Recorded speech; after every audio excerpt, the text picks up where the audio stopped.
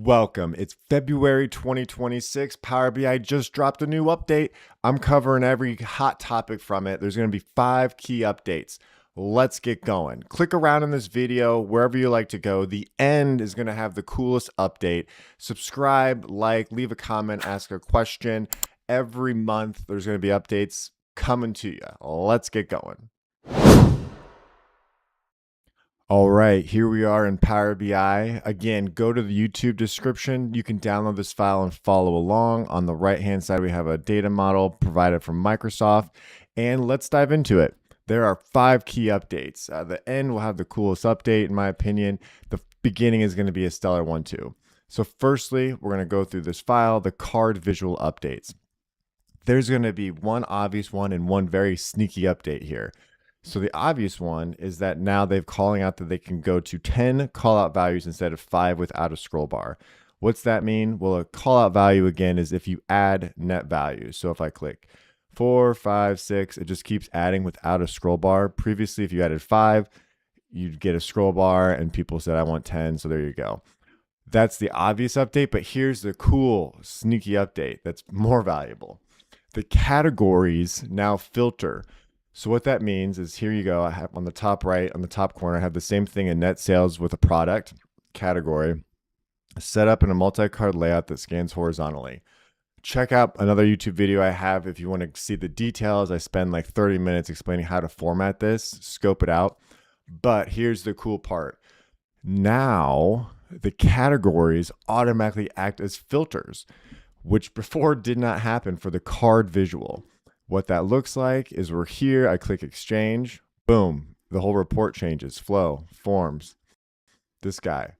So now as you add categories, they actually are filters. I hope they come up with some functionality that will like show it's clicked or highlighted or whatnot, but this is a cool, sneaky update. Check that out. Continuing. Now, this is a subtle functionality update, but it can be helpful. It's very simple as well. So in your build pane, you can move things to a tray below by unpinning or pinning them.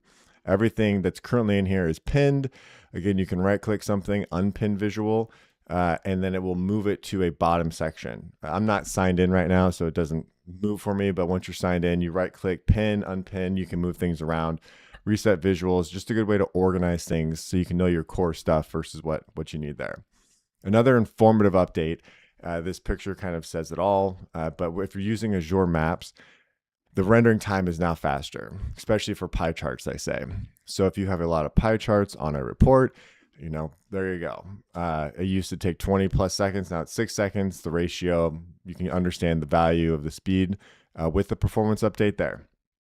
Here's the coolest update. It's going to be something that we're going to get into the demo of as well. It's the input slicer.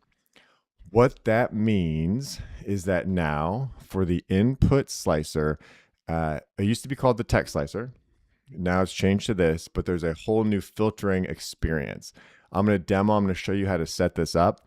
Note, I have another video you can check out on the text slicer, 30 minutes detailing every single functionality, how to format the whole entire thing. So I'm going to focus on this new part as well as demoing it.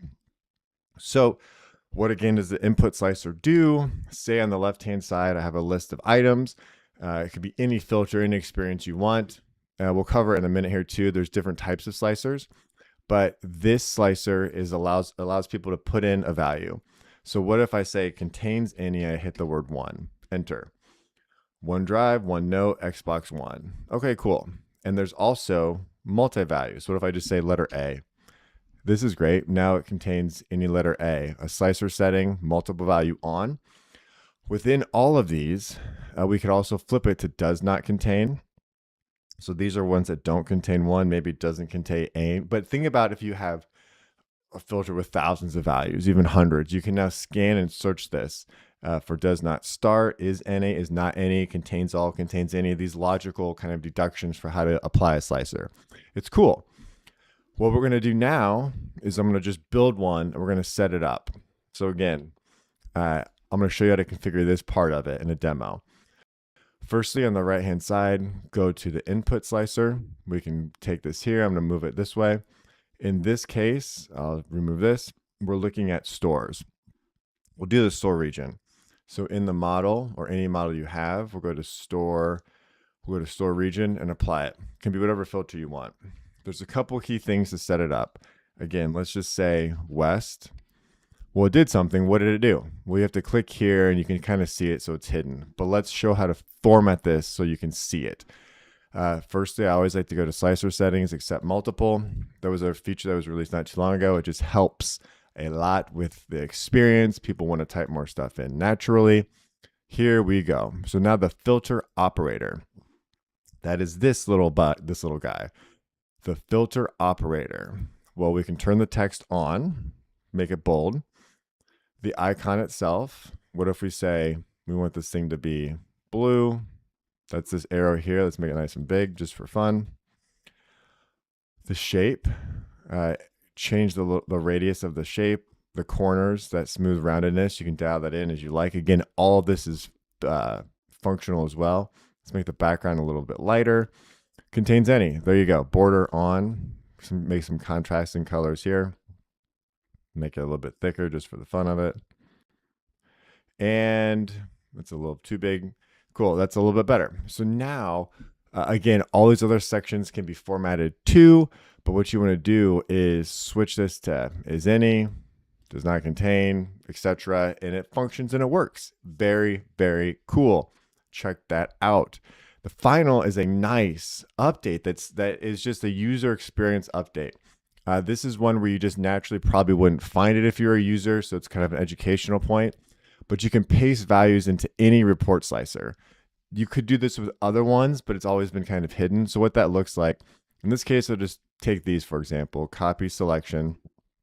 But the value in this is, say you have an Excel file and it has 500 items you want to filter on. Going back and forth between the slicers was not easy. Think about it, if it's a button slicer or a list slicer, you can't just click and do that. Now you can. So I just copied some values, but with any slicer, I don't have to go through and click these things. If you go to the 3 dots in the corner, you can paste. Boom, and it automatically applies the values. Deselect those. This normal slicer, paste. It just applied it as well. Again, I could have picked something from Excel, copied it from any other program, doesn't matter. Right here, paste. Boom, there you go. That's a nuanced, cool update.